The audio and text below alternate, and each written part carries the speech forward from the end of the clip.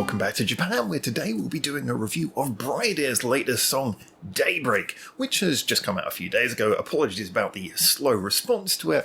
It's been a bit of a manic week. However, this is a song that is going to be kind of interesting for us to review because we've only really checked out BRIDEAR once before, which is when we did the entire BRIDEAR weekend and reviewed quite a few of their songs. And that was itself because we'd been requested to check them out so many times, and it took us about a year to eventually get round to them. So this is a band who has a kind of bit of a comical history with our channel, but I must admit I came out of that BRIDEAR weekend interested to check out more of the band. There was clearly some signs of variation potential and a good quality of, shall we say, aware songwriting as well. They weren't just all about hard rock tropes, they were actually a band who knew how to construct an interesting song. So I went into DAYBREAK with a sort of a mixed set of expectations and just looking forward to something that was going to hopefully give me a little bit of a wow factor. Anyway, these are my thoughts. BRIDEAR's DAYBREAK is very much in keeping with the band's hard rock body of material, focusing on pummeling drums, walking guitar lines, as well as some moments of twiddle fury. In its coldest analysis, maybe DAYBREAK is doing nothing new from Japan's plethora of all-female classic rock done fast type bands, from Love Bites to Aldius to Mary's Blood. On closer analysis though, there are some nice touches that place this song amongst the higher tiers of such works. Before even addressing the writing itself, the production beautifully melds in furiously charging feels with some nice tonality. The lead vocal recording is layered in a way more familiar to pop music, but here helping to give a choral-like thickness to the already pleasing performance. Against some genre tropes, the rhythm guitar is turned up nice and loud to thicken the song's power, and the lead guitar is clear enough to cut through beautifully without being placed on an overly loud pedestal in the mix. With the inclusion of what sounds like a quiet synthetic string effect behind some parts of the song, thickening things up once again, this is a much more balanced and thick sounding song than many of its peers.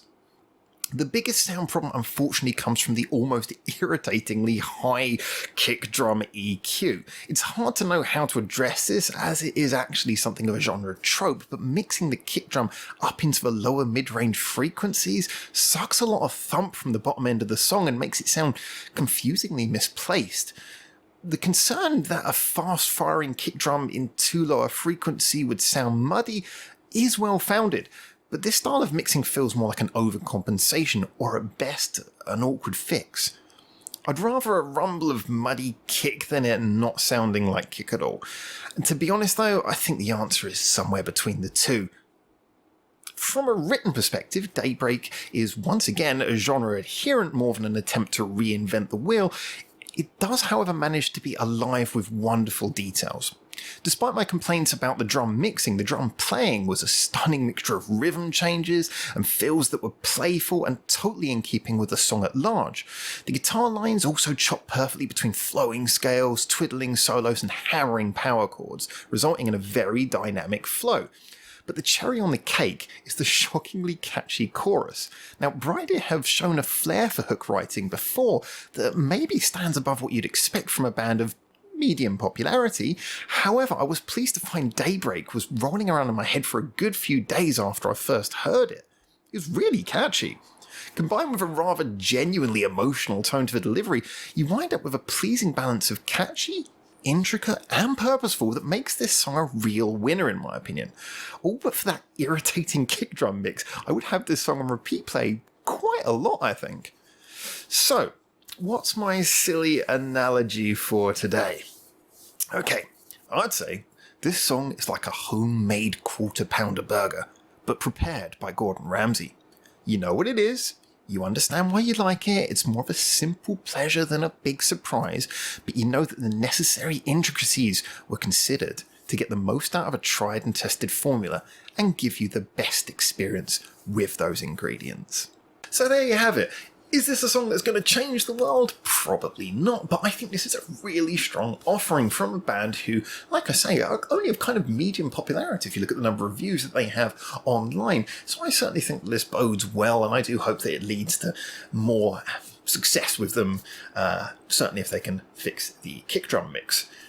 Anyway though, these are my opinions. As always, I want to hear from you guys. Get in the comments, tell me what you guys thought of this song as well. Looking forward to seeing what your guys' takes on it as well are. I heard some comments in our Discord that weren't positive and some that were, so I'm really interested in seeing what you guys think. Like I say, try to justify your opinions so we can have a good discussion about them. As always, if you want to get involved in any of those social medias, they're linked in the description below. I'm kind of running them all, so trying to keep them as active and interesting as possible, but I can tell you that the Reddit is going nicely now, and the Discord, that's it, I almost forgot it was.